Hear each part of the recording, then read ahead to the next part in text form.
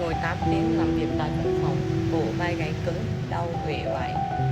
Không cần không cần đi đâu xa, chỉ cần ngồi ngay tại cái ghế này, chúng ta có thể giải phóng được phần cổ của mình. Chúng ta khởi động cho phần khớp cổ của mình được linh hoạt hơn, nâng cằm lên tối đa, hít vào, gập cằm xuống và thở nghiêng sang phải, hít về chính diện, thở nghiêng sang trái, hít và về chính diện, thở.